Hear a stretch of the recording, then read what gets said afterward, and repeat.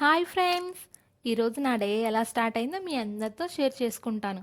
ప్రతిరోజు ఒకేలా అనిపించినా ప్రతి రోజుకు ఒక ప్రత్యేకత ఉంటుంది. ఆ రోజు ఎలా మొదలవుతుందో దానిపైనే మన మూడ్ కూడా ఆధారపడి ఉంటుంది. పొద్దున్నే లేచిన తర్వాత ముందుగా ఫ్రెష్ అయ్యాను. తర్వాత హెయిర్‌ని ముడివేసుకొని ఇంట్లో లైట్స్ ఆన్ చేశాను. ఆ సమయంలో ఇంట్లో ఉండే నిశ్శబ్దం, బయట ఉండే చల్లటి గాలి, చుట్టూ ఉన్న ప్రశాంతత చాలా బావుంటాయి. రోజు మొదలవ్వడానికి ముందు ఉండే ఆ క్షణాలు నాకు చాలా ఇష్టం. అలా ఇంటి పనులు మొదలుపెట్టాను. ముందుగా బయటకు వెళ్ళి ఇంటి ముందు భాగాన్ని శుభ్రంగా చేసుకున్నాను.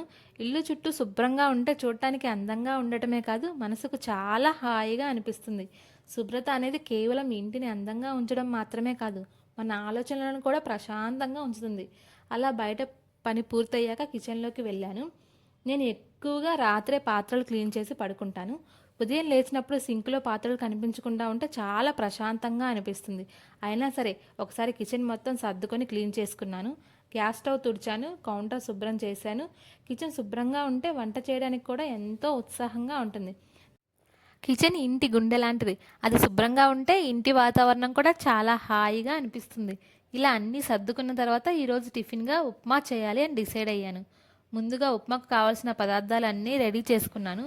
ఉల్లిపాయలు తీసుకొని శుభ్రంగా కట్ చేశాను. అలాగే కావాల్సిన ఇతర పదార్థాలు కూడా దగ్గర పెట్టుకున్నాను. వంట మొదలు పెట్టే ముందు అన్ని వస్తువులు రెడీగా ఉంటే పని చాలా సులభంగా అవుతుంది. ముందస్తు ప్రణాళిక ఉంటే ఏ పని అయినా సులభంగా పూర్తవుతుంది. ఆ తర్వాత స్టవ్ ఆన్ చేసి గిన్నె పెట్టాను. కొద్దిగా నూనె వేసి వేడయ్యాక తాలింపు వేసుకున్నాను. ఆ తాలింపు సువాసన అయితే ఇల్లంతా వెదజల్లుతుంది.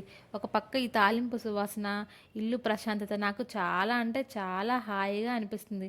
ఇలా వంట చేస్తూ ఉంటే సమయం ఎలా గడిచిపోతుందో కూడా తెలీదు. ప్రేమతో చేసిన వంటకు రుచి ప్రత్యేకంగా ఉంటుంది. అలా ఉప్మా తయారవుతూ ఉండగా ఆయన కూడా ఫ్రెష్ అవుతున్నారు. ఇంట్లో ఉదయం అందరూ తమ తమ పనుల్లో బిజీగా ఉంటారు కదా. ఉప్మా బాగా ఉడికిన తర్వాత స్టవ్ ఆఫ్ చేసి కాసేపు మూత పెట్టి ఉంచాను. అలాగే ఉంచితే ఇంకా బాగా సెటిల్ అవుతుంది. ఇందులో కొంచెం కొత్తిమీర యాడ్ చేసి ఇంకా స్టవ్ ఆఫ్ చేసి అలా పెట్టేశాను. ఆ తర్వాత నేను కూడా ఫ్రెష్ అవ్వడానికి వెళ్ళాను. అన్ని పనులు పూర్తి చేసుకొని రెడీ అయ్యాను. ఆయన కూడా ఆఫీస్కి వెళ్ళడానికి రెడీ అవుతున్నారు. రెడీ అవుతున్న సమయంలో ఇంట్లో ఉండే ఆ ఉదయపు వాతావరణం చాలా బాగుంటుంది. తర్వాత ఉప్మా ప్లేట్లో సర్వ్ చేసి ఆయనకు పెట్టాను. రెడీ అయిన తర్వాత అలాగే ఆఫీస్కి తీసుకెళ్ళడానికి లంచ్ బాక్స్ కూడా రెడీ చేశాను. నాకు కూడా కొంచెం బాక్స్లో పెట్టుకొని తిన్నాను. వేడి వేడిగా ఉన్న ఉప్మా అయితే చాలా అంటే చాలా టేస్టీగా అనిపిస్తుంది. ఇంట్లో మన చేతులతో తయారు చేసుకున్న టిఫిన్ తినడంలో ఉండే ఆనందం వేరేలా ఉంటుంది. సాధారణ ఆహారమైన ప్రేమతో చేస్తే అది ప్రత్యేకమైన భోజనంగా మారుతుంది. అలా టిఫిన్ అయిపోయిన తర్వాత కిచెన్లో ఉపయోగించిన వస్తువులు మళ్ళీ సర్దుకున్నాను. పని అయిపోయిన వెంటనే సర్దేస్తే తర్వాత ఇబ్బంది ఉండదు. చిన్న చిన్న పనులు అయినా వెంటనే పూర్తి చేస్తే మనసుకు కూడా తేలికగా ఉంటుంది. ఈరోజు చేయాల్సిన పనిని రేపటికి వాయిదా వేసుకుంటే రేపటికి వాయిదా వేయకుండా చేస్తే జీవితం చాలా అంటే చాలా సులభంగా మారుతుంది. ఆ తర్వాత ఆఫీస్కి వెళ్ళడానికి కావాల్సిన అన్నీ చెక్ చేసుకున్నాను. బ్యాగ్స్ ప్యాక్ చేసుకొని రెడీ అయ్యి స్టార్ట్ అయ్యాము. ఇలా ఉదయం సమయాన్ని సరిగ్గా ఉపయోగించుకుంటే రోజు మొత్తం కూడా చాలా అంటే చాలా ప్రొడక్టివ్గా ఉంటుంది.